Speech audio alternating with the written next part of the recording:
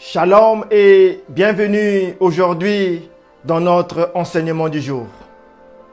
Aujourd'hui, nous allons parler de 5 vérités bibliques pour une vie épanouie.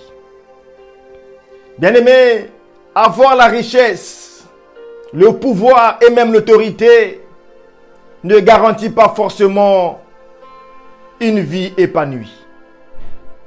Alors aujourd'hui, nous allons nous tourner dans les Écritures, dans la parole de Dieu, pour découvrir 5 vérités bibliques pour vivre une vie épanouie. La première vérité est la suivante. Tu as été créé par Dieu. Genèse chapitre 1, le verset 27, il est dit ceci. Dieu créa l'homme à son image. Il le créa à l'image de Dieu. Il créa l'homme et la femme. Dans le psaume 139, à partir du verset 13, nous pouvons lire. C'est toi qui as formé mes reins, qui m'as tissé dans le sein de ma mère. Mon corps n'était point caché devant toi lorsque j'ai été fait dans un lieu secret, tissé dans les profondeurs de la terre. Quand je n'étais qu'une masse informe, tes yeux me voyaient. Et sur ton livre étaient tous écrits les jours qui m'étaient destinés avant qu'aucun d'eux existât. Alors bien-aimé, tu es une créature. Pour emprunter une expression artistique, je vais dire que tu es un chef-d'œuvre de l'Éternel. C'est le roi des rois qui t'a créé. Tu es une invention de Dieu. Alléluia. C'est Dieu qui t'a créé. Bien-aimé, c'est la première vérité biblique que tu dois savoir pour vivre une vie épanouie. C'est Dieu qui t'a créé. Tu ne t'appartiens pas à toi-même. C'est Dieu qui t'a fait. Il est le créateur. Tu es la créature. La deuxième vérité biblique est la suivante. Tu as été créé pour un but. Bien-aimé, chaque ingénieur qui crée un appareil sait exactement le but pour lequel cet appareil a été créé. Et l'ingénieur peut même aller jusqu'à prédire la durée de vie de cet appareil. De la même manière, Dieu sait pourquoi il t'a créé. Il t'a créé pour un but, mon frère, ma soeur. Quelles que soient les circonstances que tu traverses aujourd'hui, quelle que soit la manière par laquelle tu es arrivé dans ce monde, la Bible déclare que Dieu t'a créé pour un but.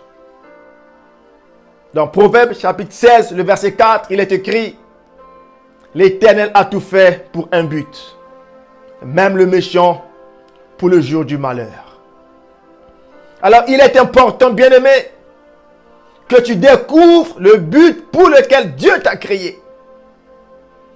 Parce que quand nous ne savons pas le but pour lequel Dieu nous a créés, cela crée la frustration. Dans la vie, on est obligé de tâtonner. On essaie ceci, on essaie cela. Ça ne marche pas, on essaie encore et encore. Et ainsi faisant, le temps passe. Bien-aimés, nous n'avons pas toujours le temps à perdre. La vie n'est pas une feuille de brouillon. Alors, il est important, bien-aimé, de savoir le but pour lequel Dieu t'a créé. Il y a un but. Dans Proverbes, chapitre 19, le verset 21, il est écrit « Il y a dans le cœur de l'homme beaucoup de projets, mais c'est le dessein de l'Éternel qui s'accomplit. » Bien-aimé, c'est le dessein de l'Éternel qui s'accomplit. Dans Jérémie, chapitre 29, le verset 11, il est dit ceci. « Car je connais les projets que j'ai formés sur vous, dit l'Éternel, projets de paix et non de malheur, afin de vous donner un avenir et de l'espérance. » Alors bien-aimé, tu dois découvrir le but pour lequel Dieu t'a créé si tu veux expérimenter une vie épanouie. La troisième vérité est la suivante. Tu as un manuel d'instruction pour ta vie. Quand tu achètes un appareil dans un magasin, bien-aimé, cet appareil est toujours accompagné d'un manuel d'instruction Et ce manuel a pour but de t'apprendre comment cet appareil fonctionne. Ce manuel te permet de découvrir les fonctions incorporées dans l'appareil, la puissance et les limites de l'appareil. De la même manière, bien-aimé, ta vie possède des capacités, des talents, des promesses et des grâces qui sont écrits, bien-aimé, dans le manuel d'instruction qui accompagne ta vie. Et tu dois prendre le temps de lire ce manuel d'instruction pour découvrir toutes ces choses. Quand on achète un appareil, parfois nous sommes pressés pour ouvrir l'appareil, ou nous nous disons, je sais déjà comment cet appareil fonctionne, et on oublie de lire le manuel, et on finit par ne pas utiliser l'appareil comme il se doit. Et notre appareil, c'est ta vie que Dieu a créée. Et le manuel d'instruction, c'est la parole de Dieu. La Bible déclare, dans le psaume 119, le verset 105, ta parole est une lampe à mes pieds et une lumière sur mon sentier. En lisant la parole de Dieu, tu vas découvrir les ordonnances, les commandements, les instructions, des promesses, des lois qui vont te permettre de vivre selon le plan de Dieu pour ta vie. Tu vas découvrir que dans ta vie, il y a des grâces, il y a des dons, il y a des promesses excellentes. Tu vas découvrir qu'en réalité, tu es un appareil complexement complexe pour accomplir des choses merveilleuses. Alors bien-aimé, prends le temps de lire la parole de Dieu. La quatrième vérité biblique pour vivre une vie épanouie est la suivante. Tu dois vivre dans le contentement. Le contentement, c'est se satisfaire de ce que l'on possède aujourd'hui. Ce n'est pas accepter la fatalité, non. C'est accepter ce que l'on possède aujourd'hui et travailler pour améliorer sa vie demain par la grâce et par la force de Dieu. L'apôtre Paul pouvait dire dans Philippiens chapitre 4, le verset 12, je sais vivre dans l'humiliation et je sais vivre dans l'abondance. En tout et partout, j'ai appris à être rassasié et à avoir faim, à être dans l'abondance et à être dans la disette.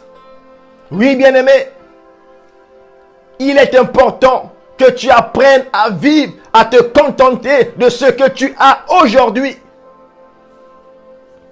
Parce que si tu ne peux pas apprendre à te contenter de ce que tu as, le risque c'est que tu peux commencer à t'endetter inutilement. Le risque c'est que tu peux vivre au-dessus de tes moyens. Le risque c'est que tu peux faire des promesses dont tu ne seras pas capable de tenir. Le risque c'est que tu peux vivre dans le complexe toute ta vie.